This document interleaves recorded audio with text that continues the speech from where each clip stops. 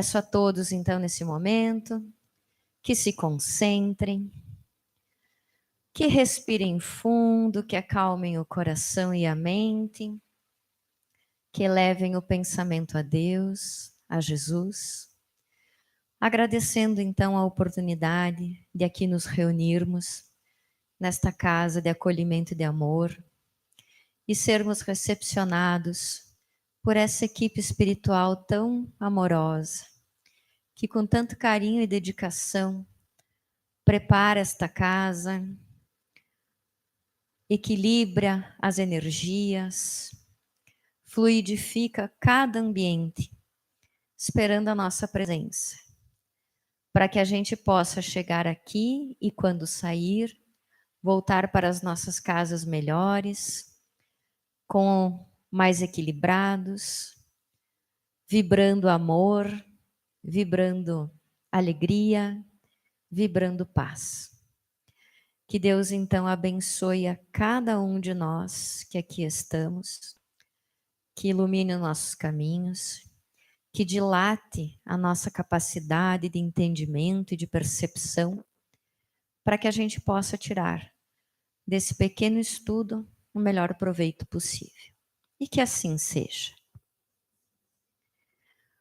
Pessoal, esse mês é especial, porque vocês sabem que nós temos a comemoração de um aniversário muito importante, né?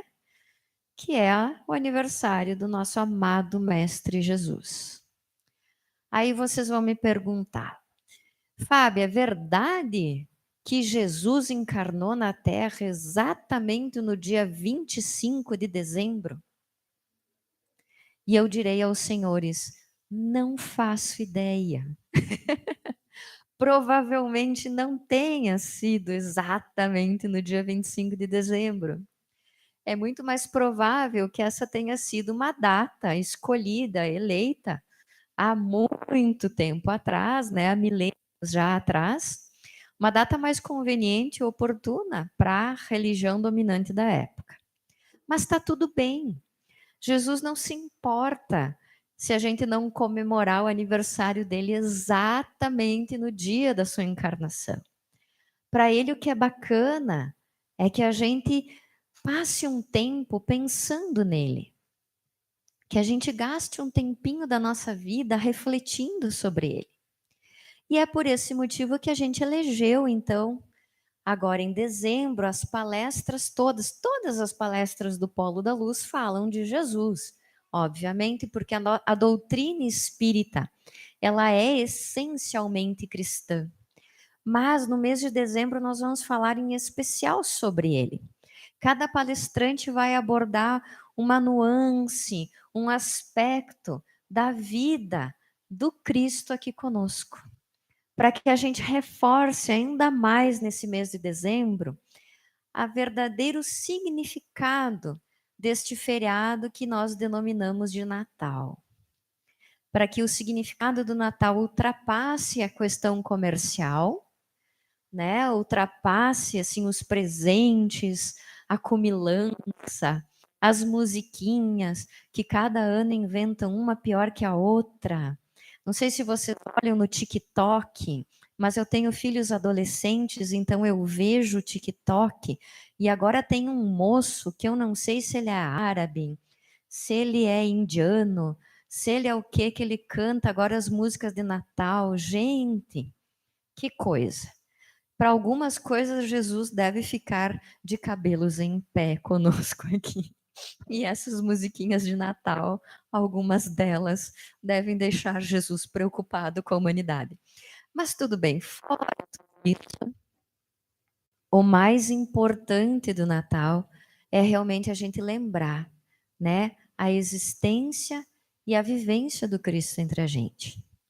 E o tema que eu vou conversar com vocês hoje é a respeito do Sermão da Montanha. Quando Jesus Cristo esteve entre nós, um dos momentos mais marcantes descrito nos evangelhos, em especial no Evangelho de Mateus, é o relato do Sermão da Montanha. Para a gente entender um pouquinho o contexto, Jesus fez esse sermão. O que foi esse sermão? Foi um discurso, foi uma palestra. Eu acho que a mais importante que Cristo fez enquanto esteve aqui na Terra encarnado conosco, que foi registrada pelos seus apóstolos, em especial por Mateus, e alguma coisa também está no Evangelho de Lucas, desse diálogo, dessa palestra que Jesus fez a milhares de fiéis que se reuniram para ouvi-lo. E se chama o Sermão da Montanha porque à época era hábito quando alguém, né, porque não tinha microfone que nem nós aqui. Então, quando alguém ia conversar, palestrar, discursar para uma multidão, subia no alto de uma montanha, né, para poder ficar em ascensão, as pessoas ouvir, para a voz se propagar e ele poder ser visto. Então, não existe exato da localização exata de qual montanha foi esta. Mas possivelmente ela foi ali perto do Mar da Galileia, perto da cidade de Cafarnaum, que era a cidade que foi mais frequentada por Jesus. Sem dúvida, esse sermão ele marcou o início do ministério público de Jesus, porque foi um discurso extremamente importante. Foi nesse momento que Jesus realmente deixou claro quais eram as bases da sua doutrina. Deixou claro o que ele tinha vindo ensinar para nós.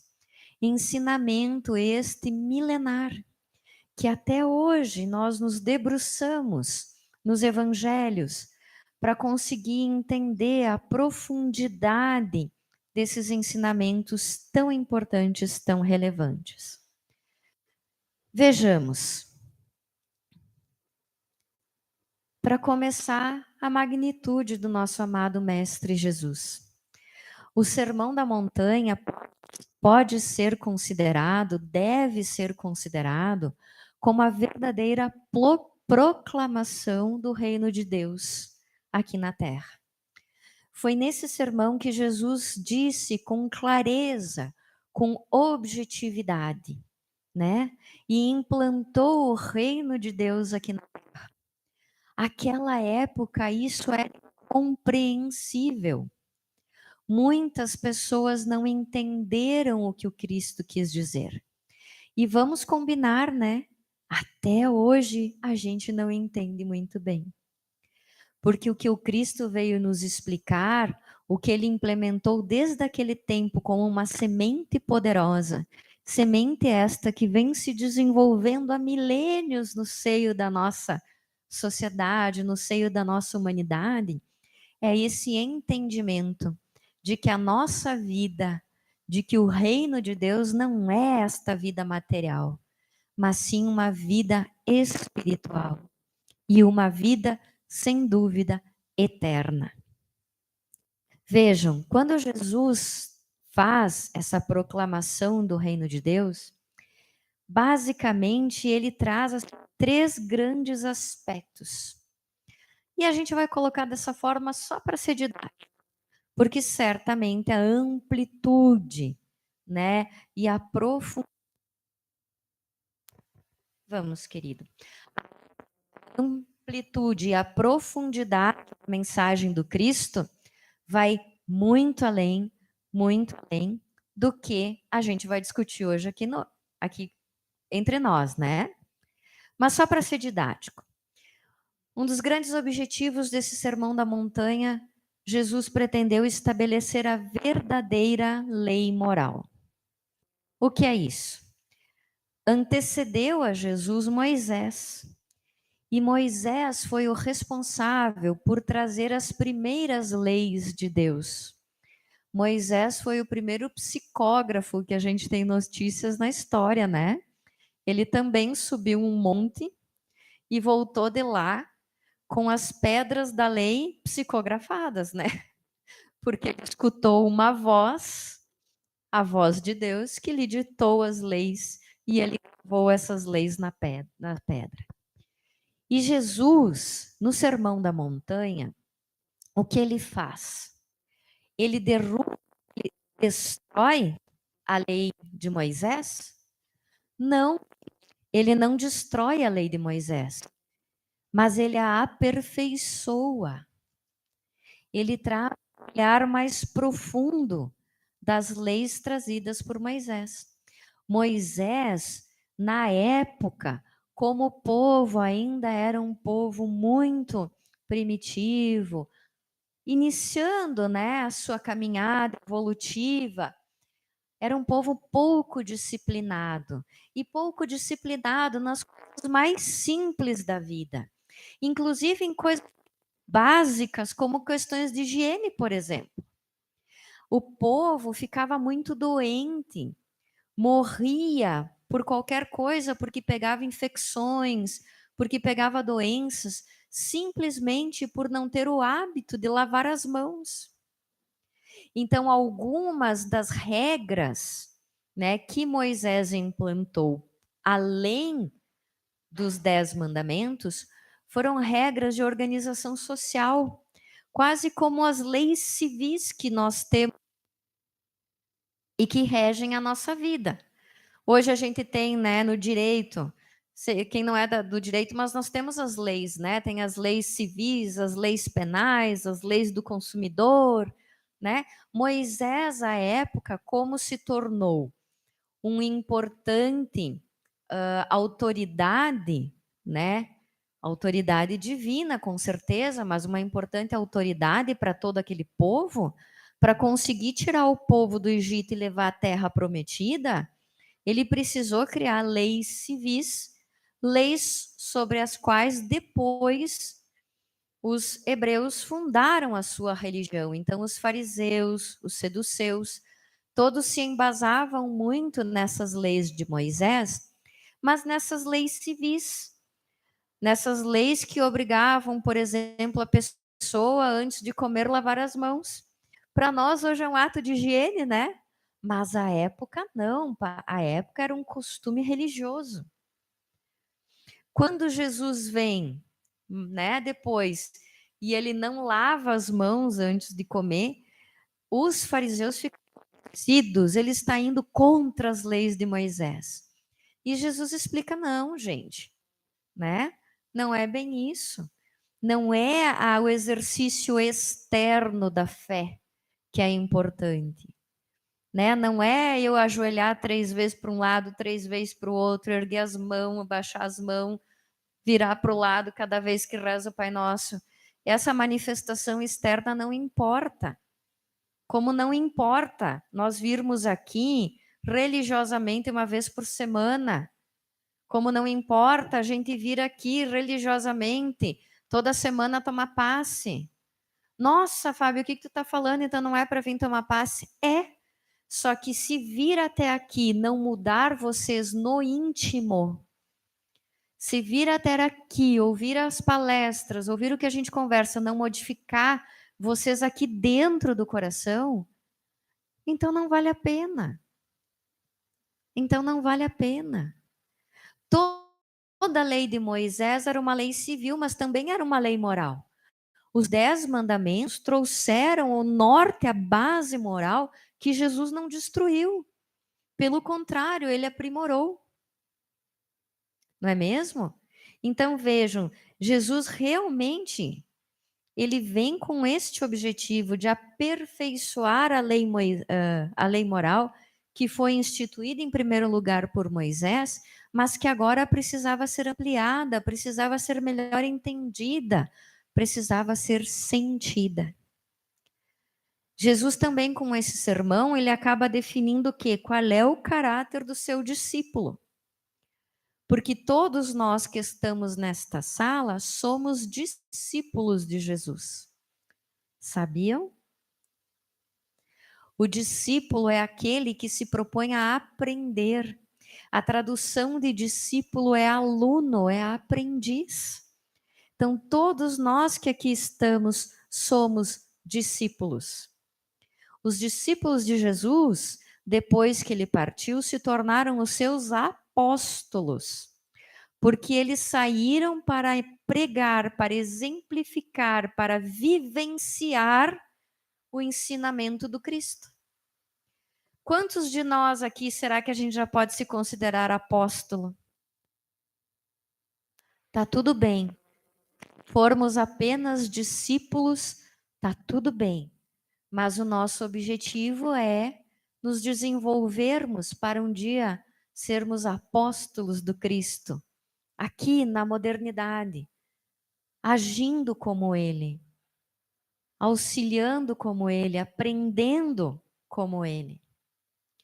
E outro grande ensinamento que Jesus traz no Sermão da Montanha é a respeito do anúncio do que é a felicidade real, o que é a felicidade verdadeira.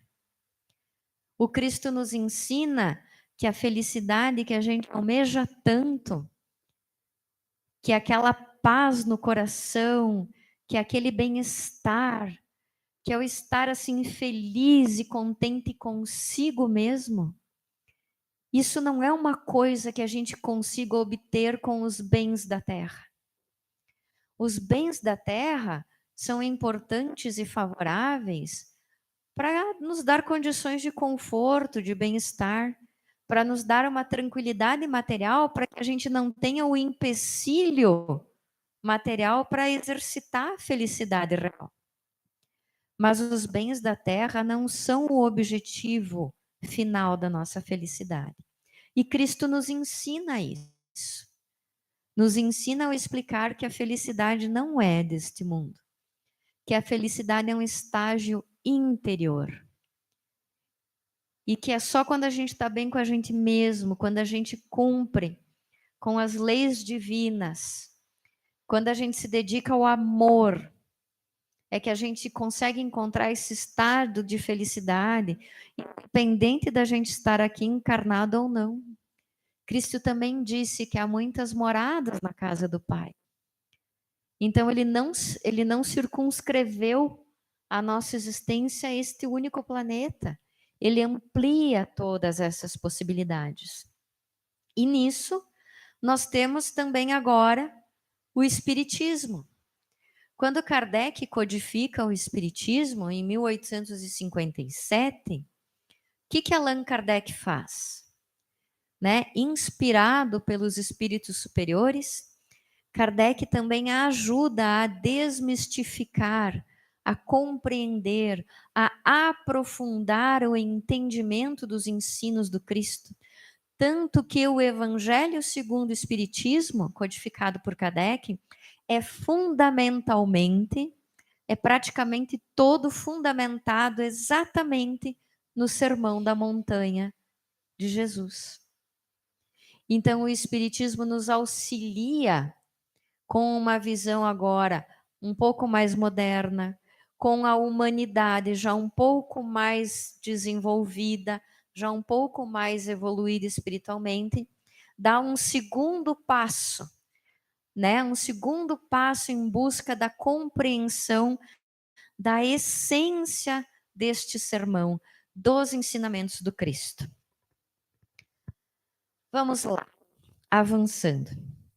Vocês podem observar, e eu não quero dar spoiler, porque a minha intenção aqui é que vocês saiam todos aqui com uma pulguinha atrás da orelha e que quem pode chegar em casa e pegar o seu Evangelho segundo o Espiritismo e lá catar onde é que está os ensinamentos do Sermão do Monte, ou quem tiver uma Bíblia e for lá pesquisar em Mateus para ler a respeito do Sermão do Monte, eu quero que vocês vão fazer isso. Por isso que eu não vou ficar dizendo aqui, Jesus falou assim, Jesus falou assado. Eu quero que vocês fiquem com a pulguinha e com a vontade de ir lá buscar para ler. Mas um pouquinho a gente vai abordar de uma forma bem didática. Podemos dizer, então, que o Sermão do Monte ele se embasa em 3 colunas principais. A primeira é a das bem-aventuranças. As bem-aventuranças é toda aquela parte que Jesus começa. Bem-aventurados os... E aí ele vai dizendo quem são os bem-aventurados, para que a gente aprenda. Então, são chamadas as bem-aventuranças. E elas são basicamente a ação moral, do ensinamento do Cristo. A primeira bem-aventurança é a dos aflitos. Bem-aventurados os aflitos. E quando a gente escuta isso uma primeira vez, a gente fica apavorado. Como que a minha aflição, como que a minha agonia, como que a minha dor pode ser uma aventura, pode ser uma coisa boa, né? E as pessoas não entendiam o que o Cristo queria explicar com aquilo. Como que os aflitos, né? Para nós, as nossas dores, as nossas aflições, as nossas dificuldades são terríveis. E muitas vezes, em função disso, a gente questiona a justiça e a bondade de Deus. Quem daqui nunca se perguntou que Deus é esse que permite uma criancinha pequenininha passar por uma doença, passar por uma violência? Que Deus é esse que permite chuva de granizo, com uns bolão desse tamanho, que destelha e destrói a casa de tanta gente humilde? Quem nunca se perguntou sobre isso? Só que o Cristo veio nos explicar a verdadeira justiça das aflições. E a doutrina espírita, ela amplia esta visão, para a gente entender que as nossas dificuldades, os nossos sofrimentos, eles não são um castigo de Deus. Deus não é uma criatura que pune. Deus é uma criatura que ensina. Porque quando a gente tem uma visão da vida eterna, de uma vida para sempre, quando a gente sabe que o que é eterno é o nosso espírito e que o nosso corpo físico nada mais é do que uma morada temporária, a gente passa a entender que todas essas nossas aflições materiais não são nada. Na hora que a gente está passando pelo perrengue, elas são pesadas. Não estou desmerecendo a dor de ninguém. Na hora que a gente está passando uma doença, na hora que a casa da gente está lá descendo água, molhando tudo que a gente tem, é um perrengue. Eu não estou dizendo que não é difícil. Só que eu estou dizendo que isso não é o nosso fim. Isso não é o nosso fim. E muitas vezes vocês têm que me dizer se eu estou mentindo. Mas quando a gente está muito bem, muito tranquilo, muito confortável, será que a gente se preocupa com os outros? Quando a gente está muito bem, muito tranquilo, muito confortável, será que a gente se questiona sobre as nossas atitudes? Será que a gente se preocupa com as pessoas que a gente magoou? Quantas pessoas no meio da doença, no meio da dor, né, dobram os joelhos do orgulho e pedem perdão? Quantas pessoas, quando perdem tudo que têm materialmente, se vergam à vaidade, ao orgulho e pedem ajuda? Quantas pessoas que, ao ver o sofrimento alheio, se comovem e saem da sua zona de conforto, do seu egoísmo e vão auxiliar o próximo? Se a humanidade não for desse jeito, me avisem. Porque se a humanidade não for desse jeito, então realmente Deus não é justo. Mas Deus é nosso Criador, Ele conhece os seus filhos. Ele conhece a nossa natureza. E Ele sabe que nesse nosso estágio, se não existe ainda a dor que nos impulsione, que mexa com os nossos brios, que nos tire do nosso zona ali de egoísmo, né? E de orgulho, a gente ainda precisa passar por isso. E essa é uma triste realidade. Só que Deus não se preocupa com a nossa dor física, nem com a nossa dor material. A perda material, a casa que caiu, a gente se ajeita de um jeito ou de outro, não sem dificuldade, não sem um grande esforço. Mas o que realmente a gente não pode perder é a moral. Isso sim preocupa o nosso Criador, quando os seus filhos não se desenvolvem moralmente. Mas vamos adiante, senão eu fico até amanhã aqui. Bem-aventurados os pobres de espírito, esse também é o principal ensinamento de Jesus, que veio, nasceu, reencarnou numa manjedoura, de uma família muito humilde. Ele não nasceu um príncipe, ele não nasceu filho de um rei, ele não nasceu filho de um chefe de estado, ele nasceu filho de um carpinteiro e ele aprendeu a profissão. Jesus ensina então que a maior bem-aventura, né? Bem-aventurados são os pobres de espírito, no sentido de que aqueles que têm humildade dentro do coração são bem-aventurados. Que ensinamento lindo e que ensinamento difícil na época, né? Como foi difícil para o povo entender isso. Que é realmente, novamente, a gente ser capaz de ultrapassar o nosso orgulho e o nosso. Jesus também diz que são bem-aventurados os que são puros de coração. E aí Jesus vem nos ensinar algo muito importante, que foi uma das coisas que na época foram as mais chocantes. Jesus ensinou que a gente peca pelo pensamento,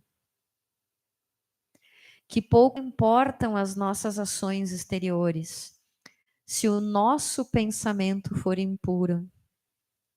Por que que à época os fariseus ficaram tão incomodados com a presença de Jesus? Porque eles seguiam religiosamente todos os ritos, todas as normas da igreja. Se tinha que acordar em determinado horário, ajoelhar, vestir determinada roupa, fazer determinada cerimônia, né? Se havia uma série de normas e de regras para se seguir dentro da religião judaica na época, e eles cumpriam todas essas normas, eles não falhavam nenhuma. Só que dentro de si eles não se melhoravam. Dentro de si eles continuavam com sentimentos negativos.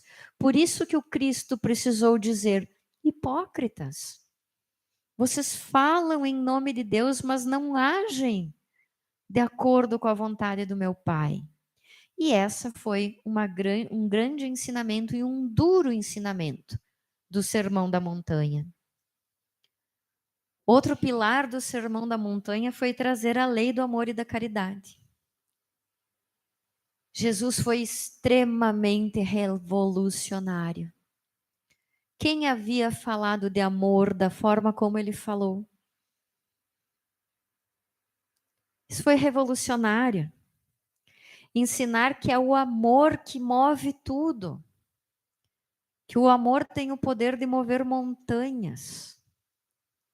Que não é quantas vezes eu rezo por semana, que não é quantas vezes eu me ajoelho, que não é quantas vezes eu lavo as minhas mãos, que não é se eu trabalho no sábado ou não trabalho no sábado, que o que faz a diferença na vida da gente é a capacidade que a gente tem de amar ou não. E isso foi revolucionário. Isto é revolucionário até os dias atuais. Fazer aos outros o que queríamos que os outros nos fizessem. É a regra máxima de conduta. O dia que de fato nós pudermos agir exatamente como esta máxima nos diz, nós podemos abrir mão de todas as outras leis. Amar os nossos inimigos e o perdão. Outro ensinamento revolucionário do Cristo, nos ensinando a amar, inclusive os nossos inimigos. Que coisa impensada! Um povo que ainda vivia no olho por olho, dente por dente, né? Ter que agora imaginar Como que eu posso amar um inimigo? Foi muito difícil de entender isso na época e ainda é. Mas o Espiritismo nos ensina que aquele que hoje é nosso inimigo pode ter sido nosso irmão na vida passada. Que aqui que nós temos débitos e resgates uns com os outros. E que a gente não sabe que vínculo a gente teve uns com os outros na vida passada. E que saber amar a todos, inclusive aqueles que hoje a gente considera nossos inimigos, é ter a capacidade de realmente reconhecer a todos como irmãos, filhos do mesmo Criador. E nesse segundo pilar, Jesus nos ensina a não julgar. Quando ele diz, atire a primeira pedra, Jesus está nos ensinando a indulgência. A capacidade da gente analisar a conduta dos nossos irmãos com um critério de caridade, não justificando e nem aceitando nenhuma atitude criminosa. Não é disso que se trata o perdão. O que se trata o perdão é de entender que mesmo o irmão que comete um ato criminoso o faz por sua ignorância, pelo seu desconhecimento do amor do Cristo, e um dia ele também irá evoluir. O julgamento, se é que ele existe, é feito pela lei de ação e reação. Nós somos nossos próprios juízes. Porque nós, através do livre-arbítrio, é que fazemos as escolhas da nossa vida. E assumimos as consequências que essas escolhas terão. Então não há necessidade que o meu vizinho me julgue. Porque existe uma lei divina universal que se encarrega. É uma engrenagem perfeita.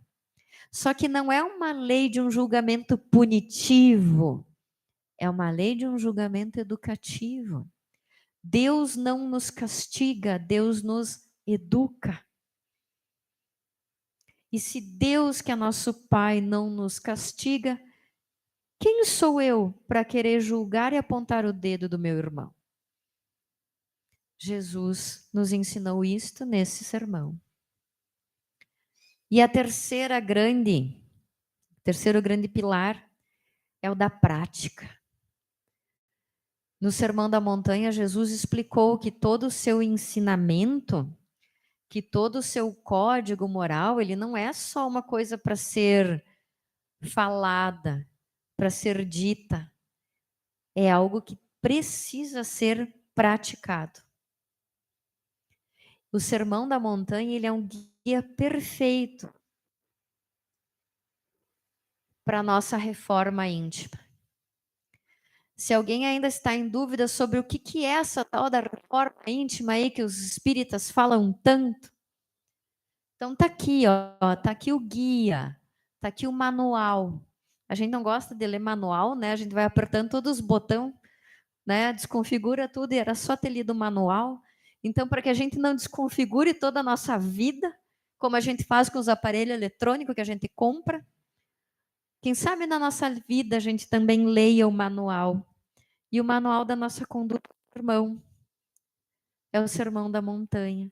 Porque ele nos dá exatamente os caminhos que precisamos seguir para intimamente nos melhorarmos, para intimamente nos reconstruirmos para a nossa evolução. Jesus nos explica como que se reconhece um verdadeiro cristão. E é tão bonito porque Jesus não diz que o verdadeiro cristão, e depois Kardec e os espíritos não dizem que o verdadeiro espírita se reconhece pela sua perfeição. Eles sabem, Deus é nosso Pai, ele sabe que a gente está distante, muito distante da perfeição. mas eles nos consideram o bom cristão ou o bom espírita, aquele que tenta, que se esforça, aquele que procura se mexer e procura fazer, botar, nem que seja minimamente esses ensinamentos em prática. O bom cristão se reconhece não pelo que ele fala, mas pelo que ele faz. Então não vamos nos analisar sob o ponto de vista daquilo que a gente é capaz de dizer, mas especialmente sobre aquilo que nós somos capazes de fazer. Me digam, em conclusão, o Sermão da Montanha, que eu espero que todos vocês tenham ficado com uma vontadezinha de chegar em casa agora, pegar o Evangelho segundo o Espiritismo ou ir lá na Bíblia em Mateus e ler sobre o Sermão da Montanha. Me digam, é ou não é um código divino? É ou não é um convite verdadeiro a uma profunda transformação moral? E não tenham dúvidas, muito nós falamos do planeta de regeneração. Se nós quisermos realmente nos preparar para permanecermos aqui num planeta regenerado, para darmos um salto de um planeta de provas e expiações para um planeta regenerado, está no Sermão da Montanha o guia e a orientação segura do que nós podemos fazer para conseguir essa evolução. Meus queridos, já avançamos um pouquinho na hora. Ok, sim. Nós vamos fazer o passe coletivo, sim. Já vou chamar todos. Meus queridos, hoje então, como nossa casa, vocês viram que a gente ainda está com muitas goteiras, né? Nós não temos condições hoje de fazer o passe individual, porque tem uns peixinhos nadando na piscina no passe. Quase isso. Não, boa parte da lagoa a gente já drenou, mas ainda não está ideal para o passe individual. Mas não tem problema, tá? Eu quero que todos tenham tranquilidade e segurança. Nossos irmãos magnetizadores já estão colocados em volta. Então saibam que essas energias chegarão a cada um de vocês. Eu peço então que cada um se concentre, que cada um baixe a sua vibração, feche os seus olhos, respire fundo e se concentrem agora na imagem do nosso amado Mestre Jesus. Falamos sobre ele até esse momento. Quero que na mente de cada um vocês vejam a imagem do Cristo e não importa a aparência que ele tem. Pode ser a aparência aqui desse ator, pode ser a aparência do Cristo que vocês imaginarem. Desde que ele esteja de braços abertos, sorrindo luminoso, chamando a cada um para um abraço. Eu gostaria que cada um agora, nesse momento, sentisse e visualizasse na sua mente esse abraço caloroso do nosso querido amado Mestre Jesus. Sintam que ao receber este abraço, vocês são envolvidos de uma energia luminosa, muito intensa. Sintam-se envolvidos por essa luz. Essa luz é tão forte, é tão forte, é tão quente, é tão agradável, que ela vai aquecendo o coração de cada um de vocês. E nesse momento, todas as dores, todas as preocupações, todos os anseios, todos os medos, vocês sentem que eles vão sendo drenados de vocês. Como se Jesus tivesse o poder, e ele tem o poder de extrair do coração e da mente de cada um todo esse peso, toda essa dor. E após isso, Jesus aperta o abraço um pouquinho mais. E nesse abraço quentinho, caloroso e apertado, vocês vão sentir que as energias de vocês se reequilibram, que vocês vão se sentindo fortalecidos, que vai dando um calorzinho no coração de cada um. E dentro de vocês, dentro do peito de cada um, começa a brilhar uma chama poderosa de luz. Sintam esta luz dentro de cada um. E essa chama flamejante dentro do coração de cada um vai só aumentando. Quero que você se concentre nessa chama enquanto eu vou rezando o Pai Nosso. Não se preocupem em repetir as palavras do Pai Nosso agora, mas mentalizem cada frase, conectada com essa luz imensa que está vibrando dentro do peito de cada um. Porque a oração do Pai Nosso é um verdadeiro contrato nosso com o Cristo. E ela protege a nossa vida em todos os seus aspectos. Pai nosso, que estais no céu, santificado seja o vosso nome. Venha a nós o vosso reino, seja feita a vossa vontade, assim na terra como no céu. O pão nosso de cada dia nos dai hoje. Perdoai as nossas ofensas, assim como nós perdoamos a quem nos tem ofendido. E não nos deixeis cair em tentação, mas livrai-nos do mal. E que assim seja. Muito obrigada, meus queridos. Esperamos todos na próxima. Vão com Deus e com Jesus e que essa energia boa acompanhe cada um de vocês e ilumine as suas famílias. Um grande abraço.